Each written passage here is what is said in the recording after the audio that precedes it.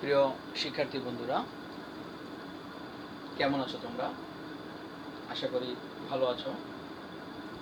পল্লবী মহিলা ডিগ্রি কলেজে online class কার্যক্রমে তোমাদের সবাইকে স্বাগত।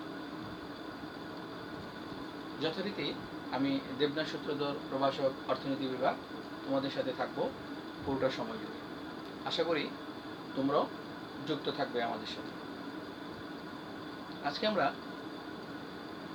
একাদশ ও দ্বাদশ শ্রেণীর অর্থনীতি দ্বিতীয় পত্রের তৃতীয় অধ্যায়ের ক্লাস নিয়ে তোমাদের সামনে হাজির হচ্ছি।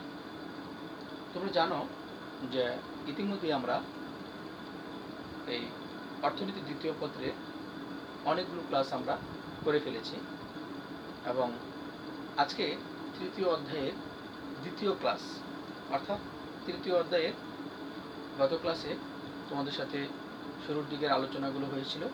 আজকে ঠিক তারপরের থেকে আলোচনা হবে।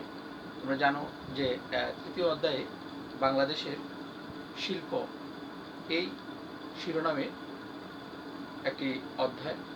তো বাংলাদেশের শিল্প একটি গুরুত্বপূর্ণ একটি অধ্যায়। এই অধ্যায় থেকে প্রতি বছরই আমাদের যে বোর্ড পরীক্ষা হয়, সেই বোর্ড পরীক্ষায় এই অধ্যায় থেকে প্রতি বছরই প্রশ্ন থাকে। সুতরাং এই অধ্যায়টিও অত্যন্ত গুরুত্বপূর্ণ। তো চলো শিক্ষার্থী বন্ধুরা, আমরা সরাসরি ক্লাসে চলে যাই। আজকের ক্লাস শেষে তোমরা যে বিষয়গুলো জানতে পারবে, অর্থাৎ শিখন ফল, আমরা কিছু শিখন ফল এখানে নির্ণয় করেছি। বোর্ডে আমরা দেখব শিখন ফলগুলো কি। প্রথমেই দেওয়া আছে যে বাংলাদেশের শিল্প কাঠামোর বৈশিষ্ট্য ব্যাখ্যা করতে পারবে। তারপরে আছে বাংলাদেশের অর্থনীতিতে ক্ষুদ্র ও কুটির শিল্পের গুরুত্ব ব্যাখ্যা করতে পারবে। পরবর্তীতে আছে বাংলাদেশের কুটির শিল্পের সমস্যা ও সমাধানের উপায় জানতে পারবে। সর্বশেষ যে বিষয়টি আছে সেটা হচ্ছে ক্ষুদ্র ও মাঝারি প্রতিষ্ঠান সম্পর্কে ধারণা লাভ করতে পারবে। তো চলো শিক্ষার্থী বন্ধুরা, বাংলাদেশের শিল্প অধ্যায়ের দ্বিতীয় ক্লাসে আমরা এখন জানব যে বাংলাদেশের শিল্প কাঠামোর বৈশিষ্ট্যগুলো কি, সেই বিষয়গুলো সম্পর্কে আমরা এখন তোমাদের সাথে আলোচনা করব। বাংলাদেশের শিল্প কাঠামোর বৈশিষ্ট্য আমরা প্রথমেই বলবো যে বাংলাদেশ শিল্পের যে অগ্রযাত্রা সেটি বেশি দিনের নয়। স্বাধীনতা লাভের পরবর্তীতে ধাপে ধাপে পর্যায়ক্রমে প্রতিটি সেক্টরে, অর্থাৎ প্রতিটি শিল্পেই আমাদের হাঁটি হাঁটি পা পা করে আমাদের অগ্রগতি হচ্ছে। শিল্প কাঠামো বলতে আমরা বলবো যে কোনো দেশের শিল্পের প্রকৃতি ও আয়তন, ব্যবহৃত প্রযুক্তির ধরন, উপকরণের ধরন ও দক্ষতা, উদ্যোক্তার ধরন ও দক্ষতা, শ্রম, পরিবেশ ও মজুরি, উৎপন্ন দ্রব্য, শিল্পের সামগ্রিক পরিবেশ ইত্যাদি সংঘবদ্ধ রূপকেই বোঝানো হয়।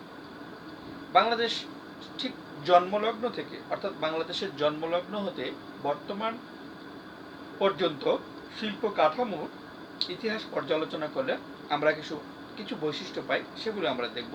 যে প্রথমেই আমরা যে বৈশিষ্ট্যটি পাই সেটি হচ্ছে দ্বৈত মালিকানা।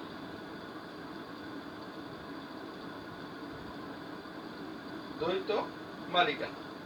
তারপরে আছে পুঁজির স্বল্পতা, মূলধনী শিল্প,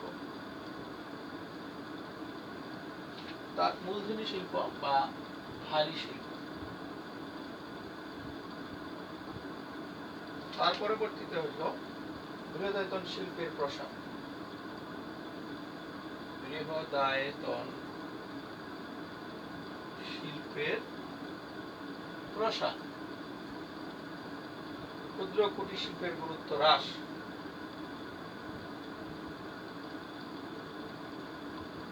ক্ষুদ্র ও কুটির শিল্পের গুরুত্ব হ্রাস, ক্ষুদ্র মাঝারি শিল্পের বিকাশ, ক্ষুদ্র ও মাঝারি শিল্পের বিকাশ,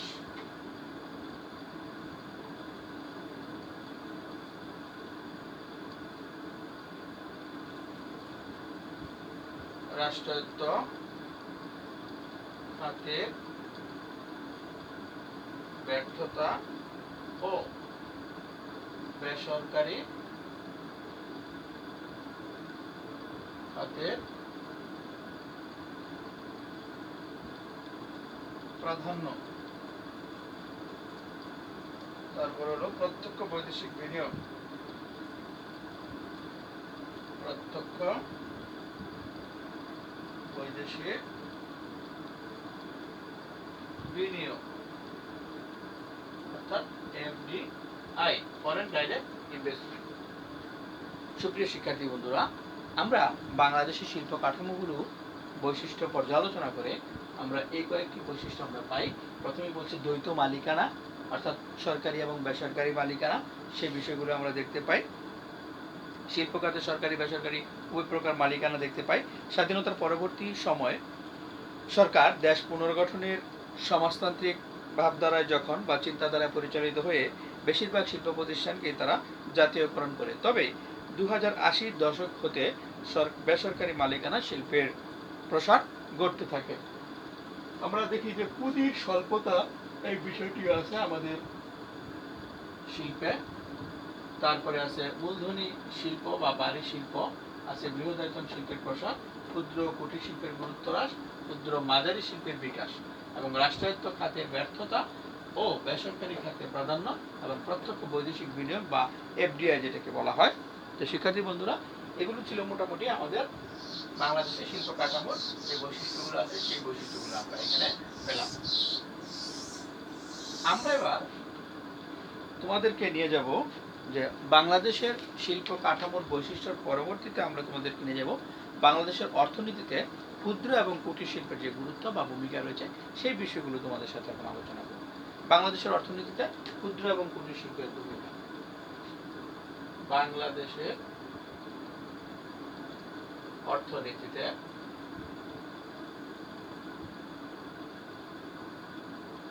ক্ষুদ্র ও কুটির শিল্প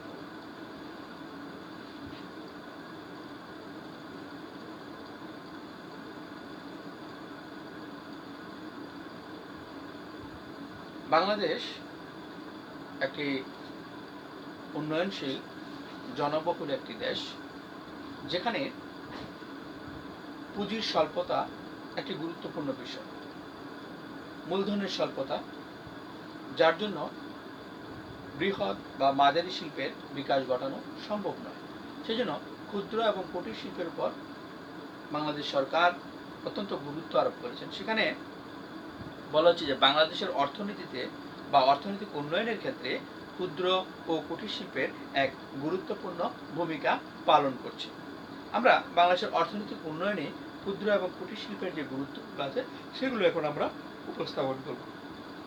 কর্মসংস্থান, আমরা আমাদের প্রথমে আছে কি কর্মসংস্থান, তারপর আছে কৃষিতে জনসংখ্যার চাপ হ্রাস, কৃষিতে জনসংখ্যার চাপ হ্রাস,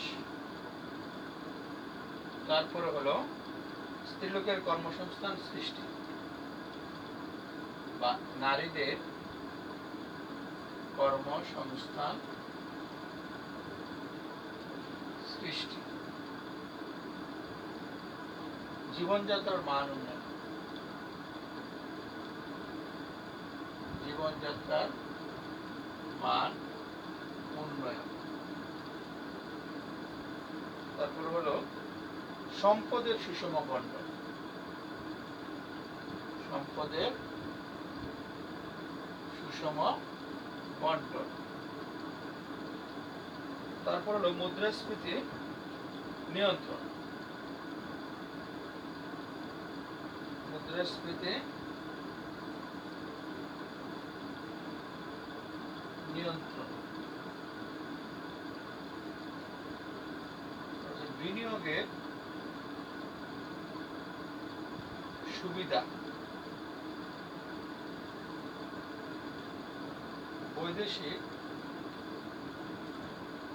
মুদ্রা সঞ্চয়,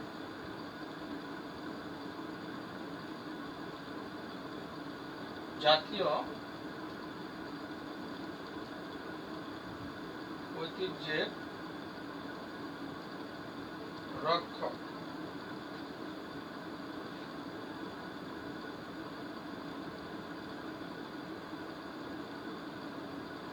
রুচিমাফিক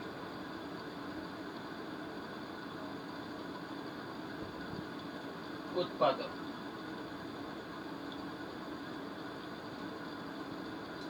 গ্রামীণ অর্থনীতির বিকাশ,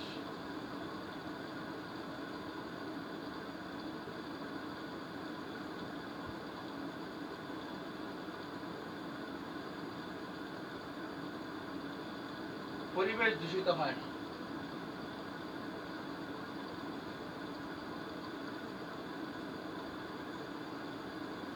সুপ্রিয় শিক্ষার্থী বন্ধুরা, আমরা বাংলাদেশের অর্থনীতিতে ক্ষুদ্র ও কুটির শিল্পের ভূমিকা আলোচনা করতে গিয়ে আমরা যে বিষয়গুলো পাই সেটি হচ্ছে, প্রথমে আছে কর্মসংস্থান, অর্থাৎ বাংলাদেশের কৃষির অনগ্রসরতার জন্য গ্রাম অঞ্চলে স্বল্প প্রযুক্তি, প্রচ্ছন্ন ও ঋতুগত বেকার সমস্যা বিদ্যমান। ক্ষুদ্র ও কুটির শিল্প দ্বারা কর্মসংস্থান সৃষ্টি করে এই সমস্যা অনেকখানি সমাধান করা যায়। বাংলাদেশে ক্ষুদ্র এবং কুটির শিল্প কর্পোরেশন বিসি দেশে বেসরকারি পর্যায়ে ক্ষুদ্র এবং কুটির ও গ্রামীণ শিল্প বিকাশ এবং সংশ্লিষ্ট উদ্যোক্তা যারা আছে তাদেরকে আনুষঙ্গিক সহায়তা সৃষ্টিতে গুরুত্বপূর্ণ ভূমিকা পালন করছে। এর মাধ্যমে বহু শ্রমিকের কর্মসংস্থানেরও সুযোগ সৃষ্টি হয়েছে। কৃষিতে জনসংখ্যা হ্রাস, অর্থাৎ কৃষিতে জনসংখ্যার চাপ হ্রাস। বাংলাদেশের কৃষিতে যে অতিরিক্ত জনসংখ্যার চাপ রয়েছে, ক্ষুদ্র ও কুটির শিল্পে স্থাপনের মাধ্যমে এরূপ বাড়তি চাপ কমানো যায়। তার পরবর্তীতে আসছে সেটা হচ্ছে বিনিয়োগের সুবিধা, অর্থাৎ ক্ষুদ্র এবং কুটির শিল্প স্থাপনের জন্য খুব অল্প বা স্বল্প মূলধনের প্রয়োজন হয়। বাংলাদেশের যেহেতু যথেষ্ট পরিমাণ মূলধন নেই, স্বল্পতার দিক বিবেচনা করলে ক্ষুদ্র এবং কুটির শিল্পের বিনিয়োগের সুবিধার কারণে দেশের উন্নয়ন সাধন করার উদ্যোগ নেওয়া যায়। নারীদের কর্মসংস্থান সৃষ্টি, দেশে মেয়েরা অতিমাত্রায় পর্দাশীল, তাই ঘরের বাইরে পুরুষের সাথে কাজ করতে তারা ইচ্ছুক নয়, কিন্তু কুটির শিল্পের উন্নয়নের সাধনের মাধ্যমে নারীদের, যে পর্দাশীল যে নারী আছে তাদেরকে এই কাজে লাগানো যায়। জীবনযাত্রার মান উন্নয়নের কথা বলা হয়েছে, যে ক্ষুদ্র এবং কুটির শিল্পের উন্নয়নের মাধ্যমে অধিক লোকের কর্মসংস্থানের সুযোগ বৃদ্ধি পাবে, ফলে জীবনযাত্রার মান উন্নয়ন হবে। এবং সুষম সম্পদ বন্টন, বৃহদায়তন শিল্পে দেশের সম্পদ মুষ্টিমেয় লোকের হাতে যখন কেন্দ্রীভূত হয় এবং ধনবৈষম্যের সৃষ্টি হয়, কিন্তু ক্ষুদ্র এবং কুটির শিল্পের প্রসারের ফলে সমাজে অর্থনৈতিক বৈষম্য হ্রাস ও সম্পদের সুষম বন্টন সম্ভব হয়। তারপরে বলছে মুদ্রাস্ফীতি নিয়ন্ত্রণ, ক্ষুদ্র এবং কুটির শিল্পের মাধ্যমে ভোগ্য পণ্যের যোগান বৃদ্ধি সম্ভব, যার মাধ্যমে যোগান বৃদ্ধি সম্ভব, ফলে মুদ্রাস্ফীতি অনেকাংশে হ্রাস পাবে। এবং বৈদেশিক মুদ্রা সঞ্চয়ের কথা বলা হয়েছে। কুটির শিল্পের সুবিধা হলো দেশের সীমাবদ্ধ উপকরণের দ্বারাই উৎপাদন চলতে পারে।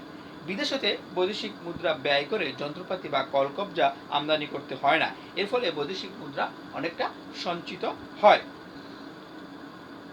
কাঁচামালের সদ্ব্যবহারের কথা বলা হয়েছে, যে বাংলাদেশে ক্ষুদ্র এবং কুটির শিল্পের যে প্রয়োজনীয় কাঁচামাল পর্যাপ্ত পরিমাণে পাওয়া যায়, এই অবস্থায় দেশের সর্বত্র ক্ষুদ্র এবং কুটির শিল্প স্থাপিত হলে কাঁচামালের ব্যবহার সম্ভব হবে, সদ্ব্যবহার সম্ভব হবে। এবং জাতীয় ঐতিহ্যের রক্ষকের কথা বলা হয়েছে, যে যখন আমরা এই ক্ষুদ্র এবং কুটির শিল্পকে আমাদের জাতীয় ঐতিহ্যের রক্ষক বলি, সেই জাতীয় ঐতিহ্যের রক্ষক বলার জন্য এসব শিল্পের নৈপুণ্য এবং বংশানুক্রমে চলে আসছে। এজন্য এ ধরনের শিল্প কারখানার পুরনো ঐতিহ্যকে জীবন্ত জাদুঘর হিসেবেও উল্লেখ করা যায়।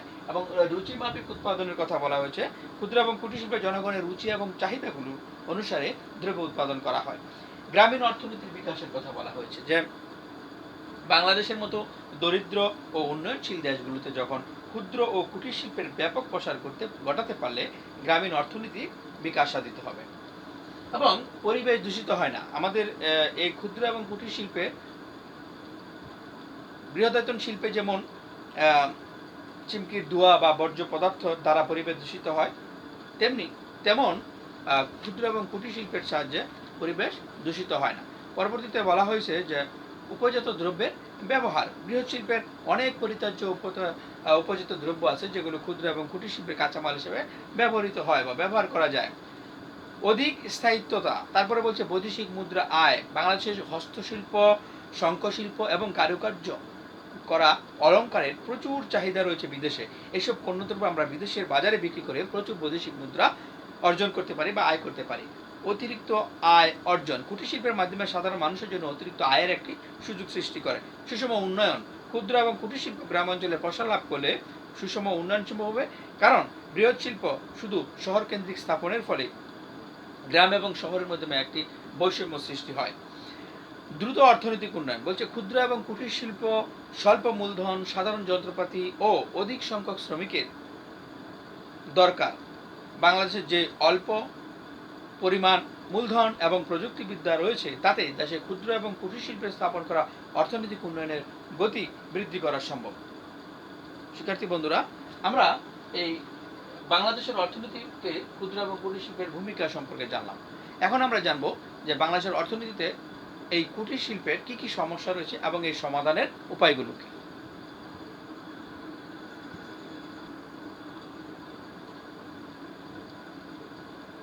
শিক্ষার্থী বন্ধুরা, বাংলাদেশে কুটির শিল্পের সমস্যা ও সমাধানের উপায়। আমরা প্রথমেই সমস্যাগুলিগুলো জানবো, তারপরে সেখান থেকে কিভাবে সমাধানের উপায়গুলো আছে সেগুলো আমরা বের করার চেষ্টা করব। অতীতকাল হতে, অর্থাৎ অতীত থেকেই বাংলাদেশের কুটির শিল্প অর্থনৈতিক উন্নয়নে গুরুত্বপূর্ণ ভূমিকা পালন করলেও নানাবিধ সমস্যা ভারে এই শিল্পের অস্তিত্ব ম্রিয়মাণ হয়ে গেছে। শিল্পের, অর্থাৎ এই শিল্পের মাধ্যমে প্রতি বছর প্রায় ১৬ লক্ষ নতুন লোকের কর্মসংস্থান হয়। দারিদ্র দূরীকরণে পল্লীর চেয়ে অবহেলিত মানুষ তথা ভূমিহীন ও মহিলাদের এই শিল্পের উপর নির্ভরশীলতা দিন দিন বাড়ছে। পল্লীর সবচেয়ে অবহেলিত মানুষ তথা যে ভূমিহীন মানুষ আছে, সেই ভূমিহীন মহিলাদের এই শিল্পের উপর নির্ভরশীলতার যে হার বা নির্ভরশীলতা দিন দিন বাড়ছে। এদেশের কুটির শিল্পের এত বেশি থাকা সত্ত্বেও, এদেশের কুটির শিল্পের গুরুত্ব এত বেশি থাকা সত্ত্বেও কুটির শিল্পের সমস্যার অন্ত নেই। আমরা এই শিল্পের যে সমস্যাগুলো আছে সেগুলো আমরা আলোচনা করব। প্রথমে বলছে যে মূলধনের স্বল্পতা। মূলধনের স্বল্পতা কি? বাংলাদেশ কুটির শিল্পের কাঁচামাল বা যে গুরুত্বপূর্ণ যে সমস্যাটি, যা মূল সমস্যাটি, সেটি হচ্ছে, প্রধান যে সমস্যাটি সেটি হচ্ছে মূলধনের স্বল্পতা। ফলে কুটির শিল্পের উন্নয়ন ব্যাহত হচ্ছে। ঋণের অভাব, এই কুটির শিল্পের জন্য দেশীয় কাঁচামাল এবং যন্ত্রপাতি ক্রয়ের জন্য প্রচুর মূলধনের প্রয়োজন হলেও ঋণের অভাবে তা সংগ্রহ করা যাচ্ছে না। প্রাচীন উৎপাদন পদ্ধতি, বর্তমান যুগে এই কুটির শিল্পের যন্ত্রপাতি ব্যবহার করা যায়, কিন্তু বাংলাদেশে কুটির শিল্পের সমস্যা হলো এক্ষেত্রে প্রাচীন যে উৎপাদন পদ্ধতি আছে সেগুলি অনুসরণ করা হয় এবং কাঁচামালের অভাবের কথা বলা হয়েছে, যে এদেশের যে উৎপন্ন যে কাঁচামাল অধিকাংশই বিদেশে রপ্তানি হয়ে যায়, ফলে কুটির শিল্পের উৎপাদন ব্যাহত হয়। এবং বলছে শ্রমিকদের অশিক্ষা, বাংলাদেশের কুটির শিল্পে নিয়োজিত যেসব শ্রমিকরা আছে তারা অশিক্ষিত, ফলে আধুনিক উৎপাদনে কলা কৌশল সম্বন্ধে তারা অজ্ঞ, তাই রুচি ও পছন্দ মাফিক দ্রব্য উৎপাদনে তারা পারদর্শী নয়। কারিগরি জ্ঞানের অভাবের কথা বলা হয়েছে, যে এদেশের কুটির শিল্পের শ্রমিকরা নিরক্ষর, তাদের কারিগরি জ্ঞানের অভাব রয়েছে, ফলে আধুনিক রুচি ও ফ্যাশন অনুযায়ী দ্রব্য উৎপাদন করতে পারে না। স্বল্প মজুরির কথা বলা হয়েছে, যে কুটির শিল্পে নিযুক্ত যেসব শ্রমিক রয়েছে তাদের মজুরি খুবই স্বল্প, অর্থাৎ নিম্ন পর্যায়ে তাদের মজুরির হার। ফলে তাদের যে জীবনযাত্রার মান আছে সেটি অত্যন্ত নিচু হয়। এর কারণে অনেক সময় শ্রমিকরা অন্য পেশায় চলে যায়। পরিবহন এবং যোগাযোগ সমস্যা একটি অন্যতম এবং গুরুত্বপূর্ণ একটি সমস্যা। যে পরিবহন যোগাযোগ ব্যবস্থা অসুবিধার কারণেই এদেশে প্রত্যন্ত অঞ্চলে যে কুটির শিল্পের যে প্রয়োজনীয় কাঁচামাল সংগ্রহ এবং উৎপাদিত যে দ্রব্য আছে তা বাজারজাতকরণের অনেক সমস্যা হয়। এবং সীমাবদ্ধ বাজারের কথা বলা হয়েছে যে দিন দিন এই কুটির শিল্পের বাজার সংকীর্ণ হয়ে আসছে। বৃহৎ শিল্পের অসম প্রতিযোগিতার ফলে কুটির শিল্প ধ্বংস হয়ে যাচ্ছে। এবং শক্তি সম্পদের সমস্যার কথা বলা হয়েছে যে পর্যাপ্ত শক্তি সম্পদের অভাবের কারণে বাংলাদেশের কুটির শিল্পের আধুনিকরণ সম্ভব হচ্ছে না। নিম্নমানের পণ্যদ্রব্য। কুটির শিল্পের শ্রমিকরা প্রাচীন উৎপাদন পদ্ধতিতে যে সব দ্রব্য উৎপাদন করে তা উৎপাদিত পণ্যের মান অত্যন্ত নিম্নমানের বা সেই মান দিন দিন হ্রাস পাচ্ছে। ফলে এর চাহিদাও হ্রাস পাচ্ছে এবং মূল্যও কমে যাচ্ছে। মধ্যবর্তী যে দালাল আছে সেই দালাল শ্রেণীর প্রভাব। এখানেও আমাদের একটি মধ্যবর্তী দালাল শ্রেণী কাজ করে। এই শিল্পের অস্বীকৃত মালিকরা তাদের উৎপাদিত দ্রব্য সরাসরি ক্রেতাদের নিকট পৌঁছাতে পারে না বা বিক্রয় করতে পারে না। ফলে তারা মধ্যবর্তী যে দালাল তাদের নিকট কম দামে দ্রব্য বিক্রি করতে বাধ্য হয়। ফলে পণ্যের যে ন্যায্য মূল্য সেটি তারা পায় না বা সেই ন্যায্য মূল্য থেকে তারা বঞ্চিত হয়। সরকারি সহযোগিতার অভাব। বলছে বাংলাদেশে এই কুটির শিল্পের জন্য সরকারি সহযোগিতা এবং পৃষ্ঠপোষকতার অভাব এদেশে কুটির শিল্পের উন্নতিকে ব্যাহত করছে। এবং বিদেশি পণ্যের যে অবাধ আমদানি, বাংলাদেশে বিদেশি পণ্যের অবাধ আমদানির কারণে আমাদের কুটির শিল্পের চাহিদা হ্রাস পাচ্ছে। এবং সমবায়ী মনোভাবের অভাব। কুটির শিল্পীদের সমবায়ী মনোভাবের অভাবের কারণেও এদেশের এই শিল্পের উন্নয়ন বাধাগ্রস্ত হচ্ছে। আধুনিক যন্ত্রপাতির অভাব। বাংলাদেশের কুটির শিল্পের আধুনিক যন্ত্রপাতির যথেষ্ট অভাব রয়েছে। এর ফলে উৎপাদিত যেসব দ্রব্য সামগ্রী আছে এসব দ্রব্যাদি নিম্নমানের হয়। এবং ভোক্তাদের প্রতিকূল মনোভাবের কথা বলা হয়েছে। এদেশের কুটির শিল্পে ভোক্তাদের যে চাহিদা, রুচি ও পছন্দের পরিবর্তন এবং বিদেশি পণ্যের প্রতি আকৃষ্টতার কারণে দেশীয় শিল্প পণ্যের চাহিদা দিন দিন হ্রাস পাচ্ছে। এবং প্রাতিষ্ঠানিক যে ঋণের উৎসের কথা বলা হয়েছে সেই প্রাতিষ্ঠানিক ঋণের উৎসের অভাব রয়েছে। গ্রামীণ কুটির শিল্পের মালিক এর সহজ শর্তে যে প্রাতিষ্ঠানিক উৎস থেকে ঋণ পাবে সেই ঋণের সুবিধা তাদের নেই। শিক্ষার্থী বন্ধুরা, আমরা এতক্ষণ বাংলাদেশের কুটির শিল্পের নানাবিধ সমস্যাগুলো সম্পর্কে আলোচনা করলাম। এখন আমরা এই সমস্যাগুলো থেকে কিভাবে আমরা বেরিয়ে আসব বা এর সমাধানের উপায়গুলো কি সেগুলো তোমাদের সামনে আলোচনা করব। বাংলাদেশের কুটির শিল্পের পণ্য সামগ্রী এককালে বিশ্বজুড়ে বিখ্যাত ছিল। বর্তমানে বিশ্ব অর্থনীতিতে কুটির শিল্পের বিকল্প পণ্য আবিষ্কৃত হওয়ায় অতীতের সেই ঐতিহ্য আর নেই। এই প্রেক্ষিতে বর্তমান অবস্থা উন্নতি করে কুটির শিল্পকে ধ্বংসের হাত থেকে রক্ষা করার জন্য বা করতে হলে আমাদের যেসব ব্যবস্থাগুলো গ্রহণ করতে হবে সেগুলো হলো আধুনিকীকরণ। বাংলাদেশের কুটির শিল্পের প্রাচীন পদ্ধতি পরিবর্তন করে আধুনিক উৎপাদন পদ্ধতি প্রবর্তন করতে হবে। ক্রেতাদের রুচি এবং পছন্দের মূল্যায়ন করতে হবে। বাংলাদেশ সহ বিশ্বের অন্যান্য দেশে ভোক্তা এবং রুচির বা পছন্দের যে অবস্থা তা কিরূপ সেদিকে খেয়াল রেখে তাদেরকে পণ্য তৈরি বা উৎপাদন করতে হবে। পর্যাপ্ত মূলধনের সরবরাহ। কুটির শিল্পের ক্ষুদ্র উদ্যোক্তাদের মূলধনের অভাব পূরণের জন্য সহজ শর্তে এবং কম সুদে তাদেরকে পর্যাপ্ত ঋণদানের ব্যবস্থা করতে হবে। বিদ্যুৎ শক্তির প্রসার। দেশে গ্রাম অঞ্চলে বিদ্যুৎ শক্তিকে প্রসারিত করতে হবে, কারণ বিদ্যুৎ চালিত যন্ত্রপাতি ব্যবহারের ফলে কুটির শিল্পের উৎপাদন খরচ হ্রাস পাবে। শিক্ষা এবং প্রশিক্ষণ। কুটির শিল্পে নিয়োজিত কারিগরদেরকে সঠিক প্রশিক্ষণ বা কারিগরি প্রশিক্ষণ দিয়ে তাদেরকে দক্ষ করে তুলতে হবে। তাদেরকে সাধারণ শিক্ষার পাশাপাশি কারিগরি প্রশিক্ষণ দানের ব্যবস্থা করতে হবে। এবং দক্ষতা বৃদ্ধির কথা বলা হয়েছে যে মৃৎশিল্প, শঙ্খশিল্প, রেশম শিল্প ইত্যাদি শিল্প কারখানা শ্রমিকদের আরও দক্ষ করে গড়ে তুলতে হবে। এতে পণ্যের মান উন্নত হবে এবং ভোক্তাদের যে পণ্যের প্রতি যে আকৃষ্ট সেটি হবে। কাঁচামালের পর্যাপ্ত যোগান। কুটির শিল্পের জন্য প্রয়োজনীয় কাঁচামালের পর্যাপ্ত যোগান নিশ্চিত করতে হবে।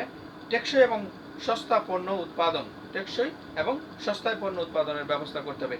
এবং ঋণের যোগান, কুটির শিল্পে যাতে সহজে ঋণ পেতে পারে সেজন্য সমবায় ঋণদান যে সমিতি সহ আছে সেগুলোকে আর্থিক প্রতিষ্ঠানে পরিধি পর্যাপ্ত পরিমাণে বাড়াতে হবে এবং মূল্যবান যন্ত্রপাতির ব্যবহার করতে হবে। বৃহৎ শিল্পের সাথে প্রতিযোগিতা করে টিকে থাকার জন্য কুটির শিল্পের ক্ষেত্রে কিছু মূল্যবান যন্ত্রপাতি ব্যবহার করতে হবে। এজন্য সরকারি সাহায্য সহযোগিতার প্রয়োজন। উৎপাদিত দ্রব্যের মান নির্ধারণ করতে হবে এবং বাজার ব্যবস্থার উন্নয়ন করতে হবে।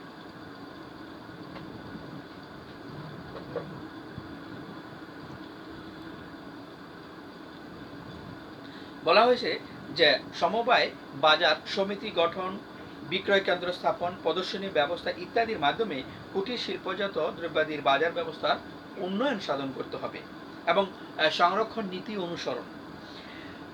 নীতি অনুসরণের মাধ্যমে কুটির শিল্পকে বিদেশি পণ্যের প্রতিযোগিতার হাত থেকে রক্ষা করতে হবে এবং ব্যাপক প্রচার। আমাদের এই শিল্পজাত পণ্যের জনপ্রিয়তা বৃদ্ধির জন্য রেডিও, টেলিভিশন সহ সংবাদপত্র, সিনেমা হল এবং যত ধরনের গণমাধ্যম আছে সেগুলোতে প্রচুর প্রচারের ব্যবস্থা করতে হবে, অর্থাৎ ব্যাপক প্রচারের কার্য চালাতে হবে। পরিবহন ব্যবস্থার উন্নয়ন, কুটির শিল্পের উন্নয়নের জন্য দেশের পরিবহন ব্যবস্থার উন্নয়ন সাধন করা সম্ভব হলে সহজেই কাঁচামাল সংগ্রহ এবং উৎপাদিত পণ্যের বাজারজাতকরণ সম্ভব হবে।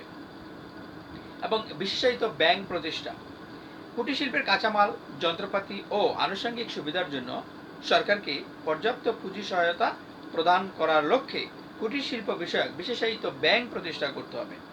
দেশীয় পণ্য ব্যবহারের উদ্বুদ্ধকরণ, দেশের জনগণকে স্বদেশ প্রেমে জাগ্রত করে দেশীয় পণ্য ব্যবহারে উদ্বুদ্ধ করতে হবে। সরকারি পৃষ্ঠপোষকতা, কুটির শিল্পসমূহকে আরও অধিকতর উৎপাদনমুখী করে গড়ে তোলার জন্য সরকারি পৃষ্ঠপোষকতার প্রয়োজন। সুতরাং এই ব্যবস্থাগুলো গ্রহণ করতে পারলে বাংলাদেশে কুটির শিল্পের যে ভবিষ্যৎ সেটি অত্যন্ত সম্ভাবনাময় এবং উজ্জ্বল বলে আমরা মনে করি। সুপ্রিয় শিক্ষার্থী বন্ধুরা, এখন আমরা ক্ষুদ্র এবং মাঝারি প্রতিষ্ঠান কি সেটি সম্পর্কে তোমাদেরকে একটু ধারণা দেব। ক্ষুদ্র ও মাঝারি প্রতিষ্ঠান,